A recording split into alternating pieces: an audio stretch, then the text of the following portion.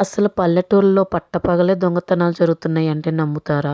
ఇది మా విలేజ్‌లో అయితే జరిగింది. ఈ మధ్య 2, 3 ఇళ్లలో ఇలానే జరిగాయి. పట్టపగలు ఎవరు లేని టైంలో ఇళ్లలోకి వెళ్లి దొంగతనాలు చేస్తున్నారు. ఇది ఎవరో కావాలనే తెలిసిన వాళ్ళు చేస్తున్నారని చెప్తున్నారు.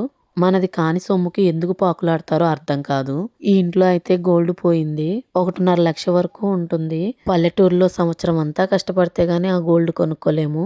కష్టపడి పని చేసుకొని బతకలేక ఇలా అడ్డదారుల్లో అయితే కొట్టేస్తూ ఉన్నారు. అలాంటి సొమ్ము వాళ్ళ దగ్గర ఎక్కువ కాలం నిలబడుతుందా చెప్పండి? ఒకవేళ పొరపాటున దొరికిపోయారంటే అప్పుడు వాళ్ళ పరిస్థితి ఏంటి?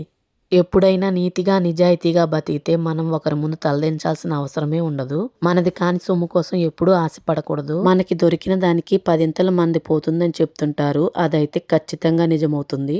తర్వాత పోలీసులు కూడా ఊళ్ళోకొచ్చి అదే చెప్పారు. ఎవరో తెలిసిన వాళ్ళే తీసుంటారని.